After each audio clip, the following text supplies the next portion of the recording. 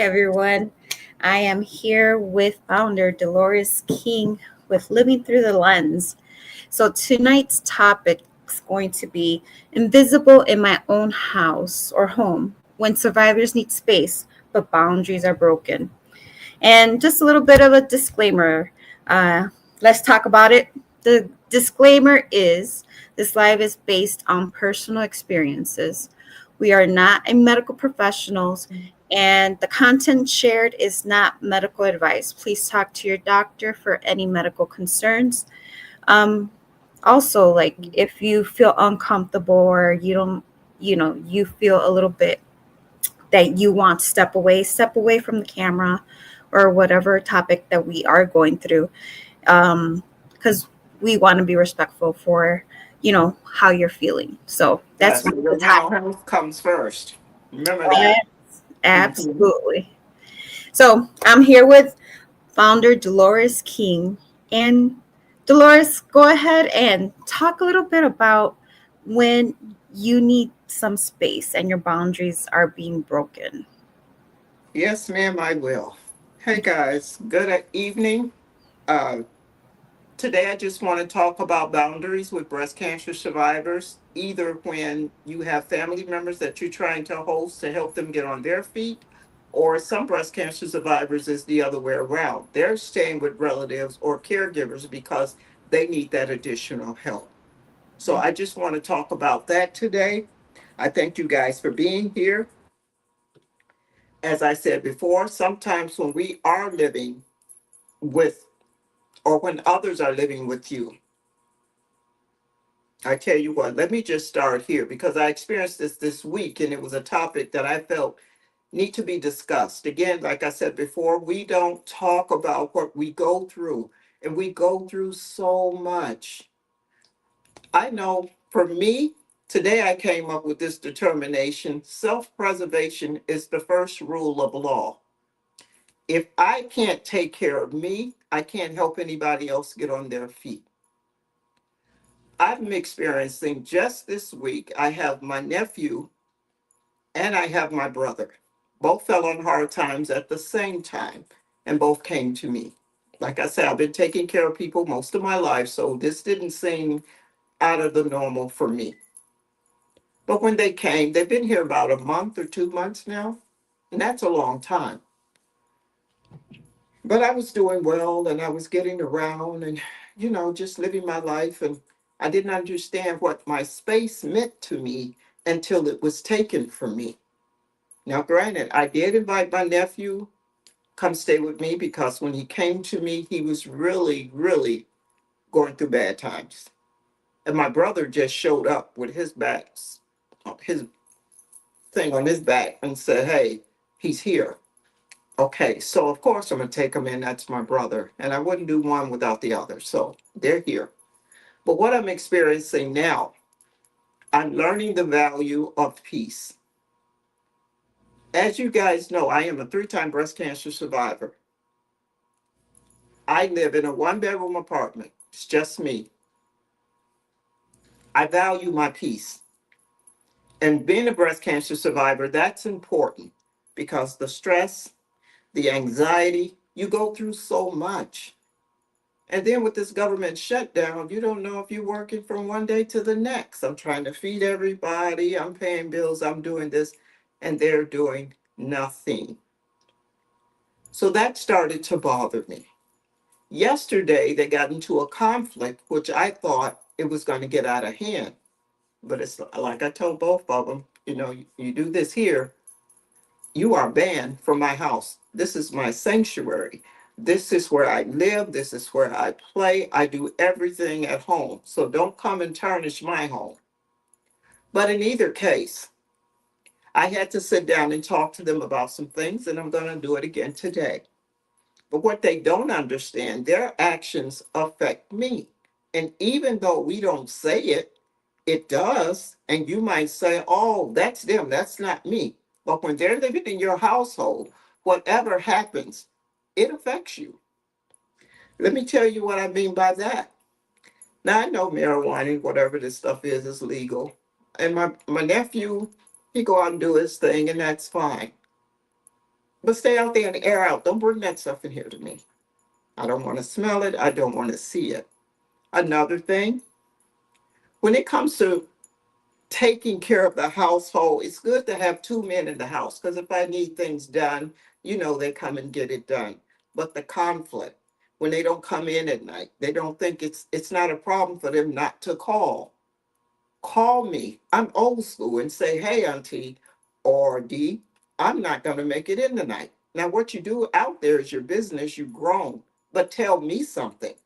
I'm used to living by myself. So when I'm by myself, I put my alarm on, my doors are locked. I'm not worried about anybody going in and out. But if you don't live by yourself or haven't experienced that, you think it's okay. It's not okay. There should be some respect. I have talked plenty of times to them with them about this, and it's still continuing. So yesterday, after the whatever you want to call it, after the incident or round of events, I'll put it that way, I said, okay, D, you have to make some boundaries. So today they have 2 weeks to get their act together and leave. And I know most of you saying, well, D, if it's that bad, they have to go today. And I understand that. But they have things in process. I'm trying to let them get them straight so they can find them a way or somewhere to stay. But this severely affect us. It affects us in how we move. I was just telling, sorry about that. I was just telling Joby before we got on, I lost another 3 pounds. And I've been eating like crazy. And I know this isn't good for me. I know it's the stress. I don't go anywhere anymore, not unless I have to. I just had treatment on Tuesday. So I sit here and I don't have to. And I'm not expecting nobody to feel bad for me. I'm not. It's just hard for me to do that or to say, okay, you have to go. But let me explain why it's hard for me. I don't know if I told this story before, but I had another brother that lived with me. I went out one day and I came home. My kitchen was on fire. He was cooking, drunk, fell asleep. I come in, my house is in flames, at least the kitchen. I'm trying to get him out of the kitchen to get him to get out so he wouldn't get hurt. And as I was leaving, the flame popped and hit me in my back. And so today, I still carry that with me. I carry it with me because of the way we're living today. This world is cruel. And I'm carrying this stress. I'm carrying all of this stuff. And I don't need to be carrying this stuff. Like I tell them, I'm fighting every day for my life. And so I have to be particular and I have to be careful who you let in. But I can promise you, we won't have this conversation again. Because once they're gone, I'm not taking any more relatives, strays. I'm not doing it because it affects me and it affects me in negative ways. And so now I'm back at the gym. I'm trying to get my health back to where it should be. I'm juicing twice a day, protein shakes. I mean, I'm trying to get back to where I need to be. And again, I know I'm not the only one out there with this situation. We may not talk about it because I know for me, I was taught, that's your home business. Don't bring your home business out in the street. But I want to talk about it because it's somebody else that's going through it as well. And it's okay, but we have to make decisions. We have to be strong enough to say, okay, I'm not going to do this. So when I went to bed last night, I woke up today feeling refreshed because I had a plan. It's different when you talk about things and don't have a plan.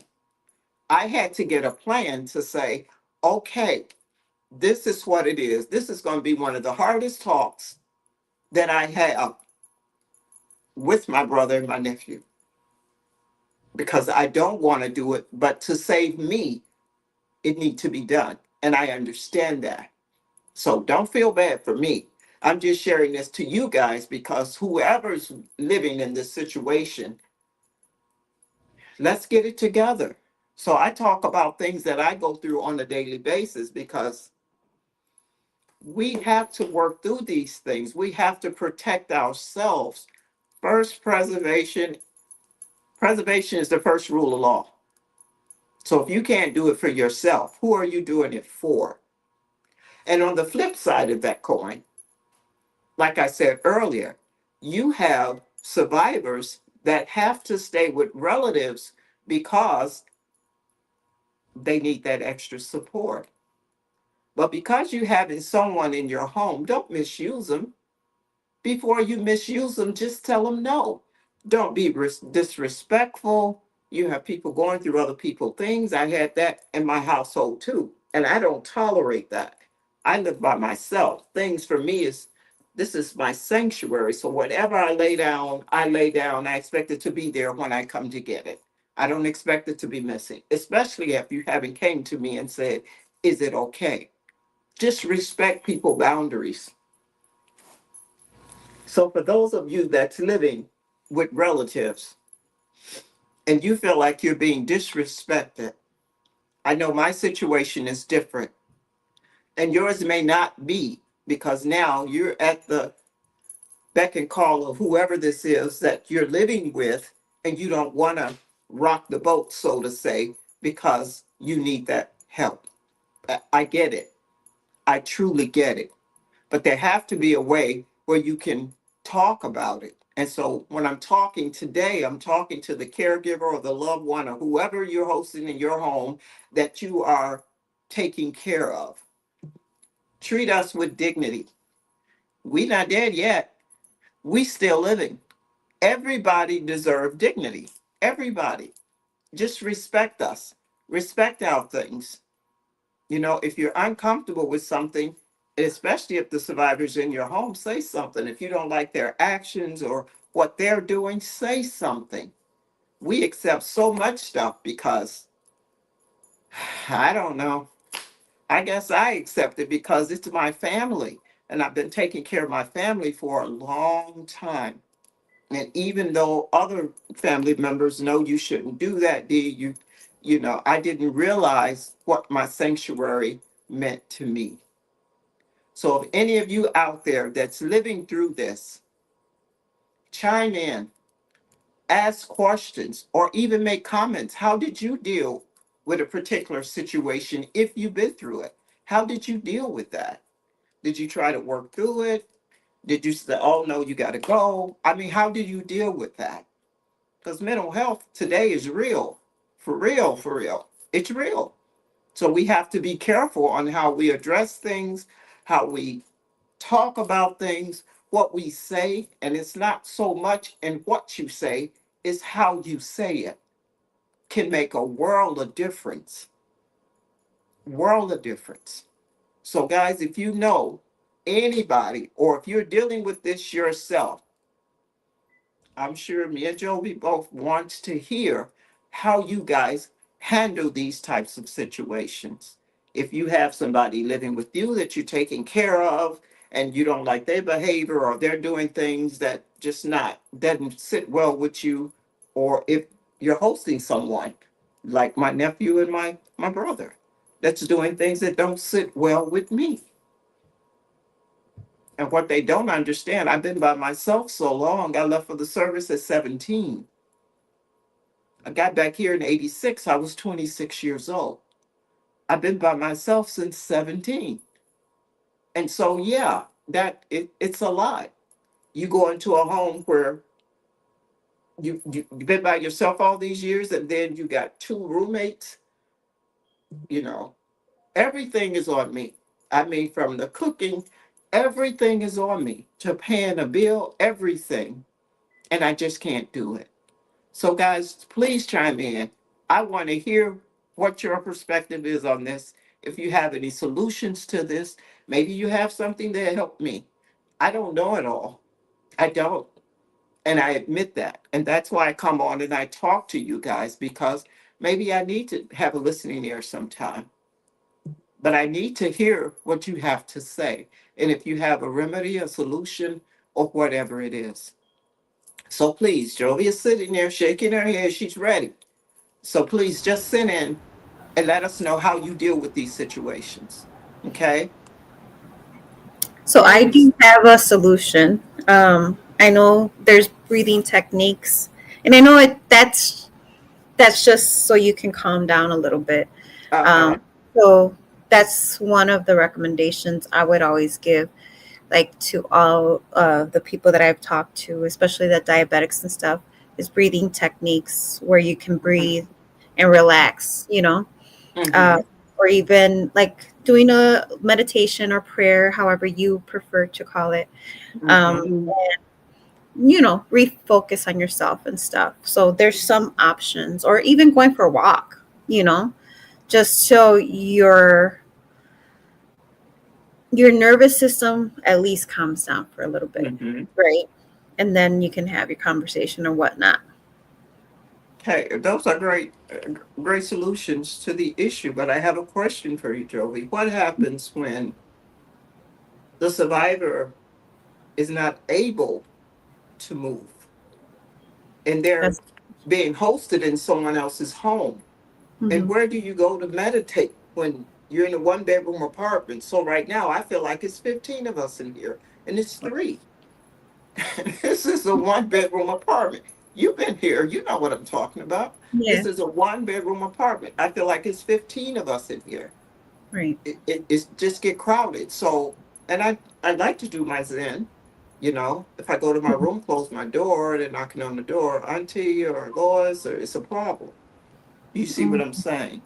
But I yeah, do like the walking idea because I love to walk.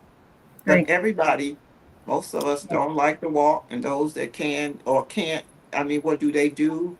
I mean, you see where I'm going with this? Mm-hmm. Yeah, but there are some good suggestions though. And if you can do it, do it. If you can walk, walk. And sometimes you Right. don't have to walk. Just go sit on the back porch to just break away.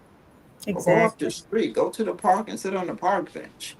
I Right. feel better talking to somebody at the park because I know I won't see them again. Right. Most of us don't talk because we're afraid that the stuff we say is going to come back and slap us across the face. Exactly. You see what I'm saying? So it's a lot of pieces, a lot of moving pieces to this thing. Right. So you just have to be careful what you say, how you say it, and just keep that in mind. And self preservation is the first rule of law for me because my health is Right. dependent on it. I have never been so tired as I have been for the last 2 weeks. Hmm. I just haven't because I was stressing. One of the rules I gave my brother and my nephew was, hey guys, I work from 9 to 5, I work from home. I said, so I need that time for me. I need it because I work from home. And when they're here, it's a lot of background noise. The fan going, you have the TV on. It, I don't need that distraction. This is my job. If I can't work, we don't eat. And Right. it's not just me. You see what I'm saying? Mm-hmm. Okay, so my brother get up and he leave home every day like clockwork. 8 o'clock, he's out of here. He may come home 7 or 8 o'clock at night. Mm-hmm. My nephew, on the other hand, yesterday, I'm sitting at my desk and I'm trying to work. He have a fan going, the TV's on, and he's asleep. So I get off, I get up, I turn off the fan and turn the TV off. But now he's snoring so loud. And I'm sitting there with my hands in my head or my head in my hands because I don't know, I feel like I'm walking on eggshells in my own home. I'm used to Mm. getting up, going to get my breakfast, go get my coffee, doing what I need to do. Right. And I hated to do this. That it was like, okay, you got to get up and find somewhere to go and something to do. If I'm up working and I'm a breast cancer survivor and you're healthy, Hmm. You're going to have to find something to do. Right. He didn't like that. Of course, he didn't. I didn't like I had to do it, but it had to be done. So today, that's why it's important we have these conversations. Another thing I want to touch on too, I think we talked about caregiving and survivors and how we talk to one another as, as we go through our journey. And I know most people, especially my daughter, she said, Mom, why do you always say be humble? Hmm. Because I think that's what God wants us to do. He wants us to humble ourselves. Hmm. Just humble yourself. And it's good for you as a cancer survivor. You're not going through all of this, conflict. The stress just takes me to a new level. I get a headache. I don't want to talk about it. I go to my room. I'm in my room. That's not helping me, and it's not helping them. And sometimes Right. you just really feel like they don't care. I'm just gonna be truthful about it. Because they can Right. tell you on that day, nobody's day got stopped but mine. But guys, we have to So, be careful. Go ahead, so Joe. I do have a little suggestion. Um, Mhm.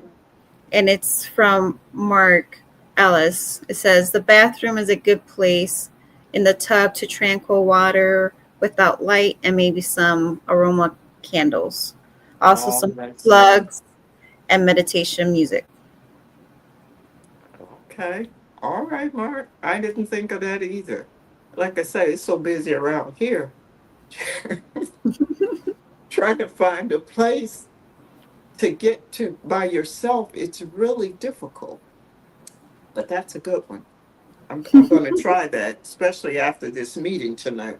I can tell you about it later, but we're going to try that. Right. I have another question for you guys. If you're listening, when boundaries are crossed, how does it affect your energy? How does it affect your emotion? And how does it play a part in your recovery? Ah, that's pretty good, huh?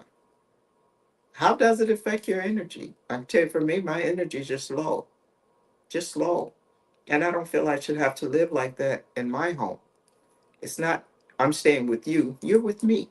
I'm trying to help you get on your feet because I'm on my feet. I'm doing well. So we have to think about that. Your emotions is all over the place. I already got chemo brain. I just had treatment on Tuesday. I come home Tuesday, I'm in the bed and I'm sitting at the table and they get into this discussion that I really didn't want to hear, you know. And men are a lot different from women. I think you already know that. But let me express one more thing. For me, the hardest part for me was asking for my space. I feel Right. like my space has been invaded. And I know that's crazy and it sounds like double talk because I just said, yeah, I invited my nephew in, but then my brother just came. And I know that's crazy. But this is the stuff we don't realize. And I talked about this before. Sometimes we don't realize where we're at in our recovery. And we think we're doing great. And you do good for a minute until a new problem pops up that you have to deal with. And then you just go into yourself. I know I did. And I'm thinking, God, they're going to hate me. Man, I don't want to do this. I mean, it was so many things went across. But after yesterday, what I saw, what I experienced, and what I felt, I knew then decisions had to be made. And I have to put my big girl drawers on and say, okay, D, you gonna do this. And so I made the call, and I'm glad I did. And I can tell you about it next week on how it turned out. But right now, I feel better because I have a plan. It's one thing when you don't have a plan. That's very Your true. emotions are, yeah, you have to have a, okay, let me tell you this. I say that because when I was first diagnosed with breast cancer, right? I was diagnosed in 2014. The hardest part of breast cancer is those first couple of days. You go in, you get the biopsy. You gotta wait for the biopsy. That take a couple of days. You sitting on pins and needles because now you're about to find out what stage you are, right? Mhm. Okay, then you find out what stage you are. Now you're sitting there, you thinking about the treatment plan. I know for me, I had treatment a 6 week session before I had surgery. Once they shrunk the tumor, then I had the surgery. But right after the surgery, I had to have chemo again. So you're sitting on pins and needles again because you don't know if the chemo working. Black women deal with triple negative. Sometimes the chemo work, it all depends on what they give you, and sometimes it may not. So because you're going through treatment, okay, do you see where I'm going with this? Because you're in treatment, that doesn't mean everything is okay. That means you're trying to get on the right track. You're trying to find your footing. But what happened when the chemo doesn't work? How do you deal with that? And thank God I don't have to try to figure that out because my chemo is working. But it's so many of us, so many. So when I talk about the hardest parts and trying to figure stuff out, and we really don't know, we just don't know, you know. That was the hardest thing for me to find out what stage I was in, find out I had to have chemo. And that first round of chemo, it was easy breezy. I went through that, had my hair, I was fine. I leave treatment, I go out, I go dancing. But each time it got harder. That second round, it kind of set me down for a minute. I had to recuperate. I couldn't just get up and move like I've been moving. And that third dose of chemo, it set me down completely. I couldn't do anything. That's when my fingernails start falling out off. My hair start falling out. My feet with the sores and the blisters, and oh my God, it was just happening, and it was happening at a rapid pace. And so that's another fear. You fear, you go to the doctor. Now when I go, I'm fearing, oh God, I got to take these tests and I don't know what they're going to say. And especially when you didn't have a week like mine, because you know you're not doing what you should be doing. You know you should have had this talk some time ago. You see what I'm saying? But we put it off. We don't say anything because now we're worried about the other people. What I learned on this journey, people are not going to treat you like you treat them. And most of the time, when you're going through something like this, they may be with you when you're going through surgery or when you're first diagnosed. But post treatment, if you can find anybody to talk to, you're lucky. And that's the truth. That's just the truth of it all. So if you have anybody in your circle that's sticking it out with you, you hang in there with them. I don't want to be around anybody that don't want to be around me. And when you're going through this, you get mean and nasty, and I tried not to do that with my brother and I would tell them all the time, it's a certain way we react when we are upset. I don't want to be that typical when I get upset. You let your emotions run away with you, and before you know it, things that got out of hand, you guys are at each other's throats. So I try to sit down and talk to them. And if necessary, if the conversation is so dire, I'll talk to one in the morning while the other one is out. And then I'll talk to the other one when he comes in, but I'm talking to them by themselves. But yesterday I couldn't do that. I had to get them both in the same room and say, hey, this is happening. I don't like talking about this stuff, and I don't like the mood I'm in. This stuff just changes you. Your attitude changes. If you got your peace, respect your peace and don't let people in upsetting your peace. Don't. It's not worth it. I get up every day out of my bed. Every morning I get up. I'm fighting. I'm fighting. And when I mean fighting, it's not just about taking my medicine, and it's the whole ball of wax. It's everything. It's not because you went to your doctor's appointment, you got your treatment, girl, you taking your medicine, girl, you look good. Okay, and you have to have this.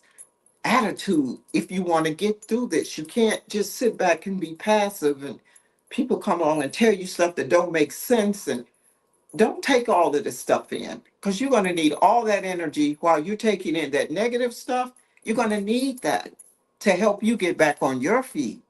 And these are the things I'm learning. I'm still learning, and I'm 11-year survivor because some of the situations I haven't been through them. So I can't tell you what that's like because I haven't been there. But the situations that I have been through, I can tell you how I handle it, what it feels like. Excuse me. And I'm really speaking to the newly diagnosed because you guys are starting from scratch. So if you got somebody that's trying to, I wouldn't even say advise you or just talk to you and let you know what that road is like. Everybody's road is different. I understand that too. Everybody is different. But because our roads are different, doesn't mean the situations can't be similar because they are. They are. So for me, I learned so much this week. And I'm sorry I had to go through it. Well, I'm not sorry. You know, God don't, he do everything he does. There's something to it, and you just have to be obedient, go through it, and he'll reveal it to you later on down the road. But right now is not the time. And I'm learning that too. I done learned so much this week, and I just wanted to share that with you guys because it's happening, guys, like it or not. This is where we at, and with this breast cancer, and it's really not only about breast cancer. It's anybody going through anything serious, and it doesn't have to be serious. What may be serious to me may not be so serious for you. And so when I'm talking, I'm looking at my situation and just advising you or telling you about what I felt and how I feel and how it affect me. And it is important to me because it may not be important to you. So don't take anything I say and just use it as the gospel. I am not a PhD, MD, I'm none of that. I'm just D, out here trying to get my story out so other people can have an idea of what to expect and how we should be treated, or at least how we want to be treated. But then it all depends on the survivor. So you can't put everything on the caregiver and the family when you out there acting a fool. And then when they respond to you because you have cancer, you looking at it like, oh, just being honest. It's more than one side to a story. And I'm just gonna give you both sides. Been there, done that. So guys, let's just get it together. Get it together. I just want to thank you guys for allowing me in today to share what I learned with you this week. I thought it was important. I hope you felt it was important. If you have any questions, as usual, please let us know. And I know we say that on every live. And if we get one or two questions, we're lucky. But however many questions you have, or comments, or concerns, or something I said, hey, I learned not to take things personal because when I'm talking about me, my experience as a survivor, my life lived experience, the things I go through on a daily basis. And that's what these talks are about. We are living through my stories. I'm telling my stories the way I see them, how I experienced it. So please, if you have anything that you think I can be of help with, me and Joey both, we are here. And again, I do these lives because I didn't have a platform for somebody to kind of tell me about this type of stuff. And my mentor, she's a sweetheart and I love her, but she hadn't been this far on her journey. She was stage one. I'm not saying one cancer is better than the other. No, I'm not saying that. But when it came down to me and my second and third diagnosis, she called me and said, B, you know, I love you. I'm here if you need me, but I cannot relate to what you're going through. And I thought that was fair. That was fair. But she was the only one besides my daughter My daughter was just in my corner. Whatever I did, she was there. So, guys, again, if you have somebody in your corner that's helping you get through this, trying to be there and understanding, work with them. For caregivers and family members, if you're staying with someone or for family, and I know my nephew and my brother's going to see this live and they're going to hit the ceiling, but it's okay because it's truth. This is my truth. This is what I'm going through. So if you have anybody, guys, just hang in there. Just hang in there. I keep saying I'm getting off, and then I'm still talking, right? Y'all know when I get started, I enjoy doing my lives. I enjoy it. If I have to miss a week, it's because either I was busy or Jovi had something to do. And lately, I've been trying to come on even if Jovi couldn't make it. So I know y'all probably seen my last week live. Don't judge me. The only thing I can do is try to get the information out. It may not be perfect, but at least I tried. So just keep that in mind. And again, guys, just be kind. Thank you guys for joining. I'm going to get off now. Jovi, did you have anything before we leave? No, no, I think you covered it all. This was very helpful and really good information that you provided. Mm-hmm. But I did want to let everyone know that we are going to be live next Thursday at 6:45 Central Time and then 7:45 Eastern Time Mm-hmm. and 4:45 Pacific Time as well. Okay, Do you want guys. to add anything else to Well, I your just live? want to read this. Just take a minute. Okay. It says, remember, our homes have always been our safe haven. Survivorship means protecting our bodies, our minds, and our hearts. Respecting boundaries is not just about survival, it's about creating a healthier, more loving home for everyone. So until we meet again, I love you guys. Thank you for joining, and we'll see you next week. See you next Let's week. Bye. Thank you.